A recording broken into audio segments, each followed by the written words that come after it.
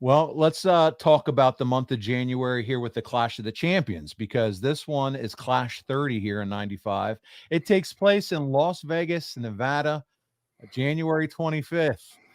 Before we get to the event itself, Arn, I got to talk to you. Because we've talked about this, about competition while running a wrestling show. And when you talk about competition in a city, there's no kind of competition like Las Vegas. They got so much distraction, so many shows, things going on. It's a big deal to go to Las Vegas. What were your thoughts of going and providing and entertaining at a wrestling show in Las Vegas? Were you excited? I mean, it's the mecca of entertainment. Or is it like, man, I hope we are solid enough to draw a crowd, because if not, there's a lot of other shit people can go to if they want.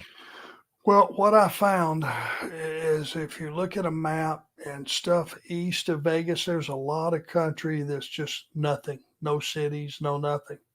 So you're not going to draw from there. I started to figure out the predominance of our Vegas crowd was people that were really avid wrestling fans and made it like a vacation weekend or whatever it may be, to people from the West Coast, which we had and developed and built a big following from the West Coast, a lot of big cities on the West Coast, and that those people would drive over or take a quick Southwest flight over. So you always had a pretty good crowd, but everything was not 25,000 seats at MGM Grand every time you ran it, just because there was tens of thousands of people in town gambling. This one necessarily did not accommodate the other. Yeah, and this one was at Caesar's Palace. There were 3,500 fans for this event. So, you know, it's it's not like they're trying to sell out at MGM Grand, if you will. Listen, they have Hogan now, right? Hulk's on the card. So that's definitely a big draw going for WCW at this point. But it's January, here that we're at the event in Vegas. And I was just curious your thoughts, because I know we've had a lot of discussion about distraction and other events going on. But again, it's also an exciting opportunity for fans, a destination, if you will, for fans to get out to. Let's go to Vegas. Let's grab tickets to the wrestling show, and then let's do some other stuff too. So, just curious your opinion on Well, that. and since that time, they've got hockey now. They've got Oh yeah, they've got Raiders. football. Yeah, They're going to, what I'm hearing is they're going to have baseball. They're going to get a pro baseball team, I've heard. But I also heard in the same breath, Brock told me this. He's a Forrest Gump of wrestling trivia. He said they're only going to have like 30,000 seats at the baseball stadium. yeah, it's going to be a smaller baseball venue for sure. Aren't you setting yourself up for failure to begin with to only build that many seats? I would think during the summer that might be a hot ticket. Yeah, I saw some renderings of what the baseball stadium could look like online. Again, it's very early, and if it all goes through and everything happens supposed to, it looks like it's going to be an incredible venue. But yeah, it's not going to be big, that's for sure. Well, maybe I guess they've probably researched it and tracked it and A figured unique experience. Yeah. that that's the magic number they have to make money. And if they do 30,000 all the time, well, Yeah. If they okay. can sell it out, go for it. Hopefully they're smarter than me. Yeah. Probably not you, but smarter than me. Oh, please. Well, listen, let's talk about the event, because this one's notable for several reasons other than it being in Vegas. First, the Nature Boy, after a 3-month absence, he returns to television, and he's a spectator for this event, saying hello to both Vader and Bobby Heenan on the show. Rick, Eric Bischoff, Tony Schiavone, and others have said the original plan for Flair was to take a year off after Halloween Havoc. That was the goal, but forget it. It's just a full 90 days, and here comes Flair walking back into the company.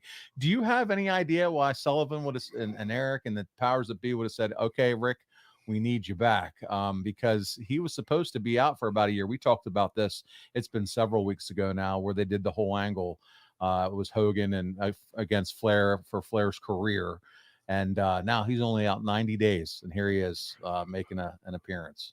Well, if I was a betting man, it would probably be that someone in the company that had some stroke felt like business was not what it should be. Flair would be a definite plus, Plus, they were still paying him a fortune to sit Oh, yeah. home, correct? Yeah. A lot of things pointed to at least get Rick back on the card. Maybe it'll jog, attendance a little bit. I don't know. It had to be for the good of the company. It wasn't because Rick, who was going to be able to sit home for a year and collect that kind of money, was knocking the door down to come back. That don't sound right. You got to hope too. There's enough foresight to realize. Listen, we're at a time in our business where we have both Hulk Hogan and Ric Flair under contract right now. Why are we sending one home to sit for a year when we can, not that they have to be against each other, but we can put together cards with both Ric Flair and Hulk Hogan right now. What are we doing?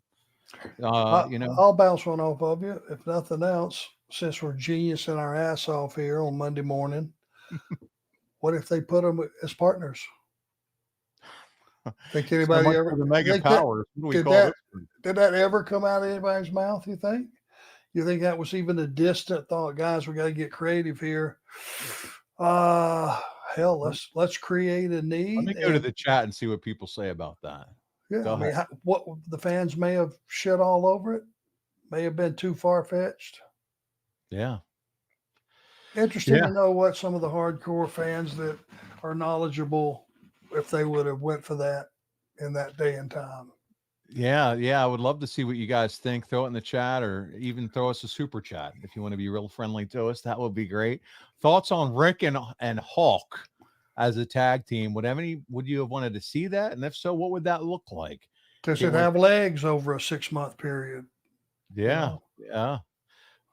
We had speculated to be the original creative, according to Andrew Hermes. It was speculated that was to be original creative. Arn has this right. So there you go. So we'll see what else folks have to say. Let me talk a little bit while we give some time for more folks to share their opinions.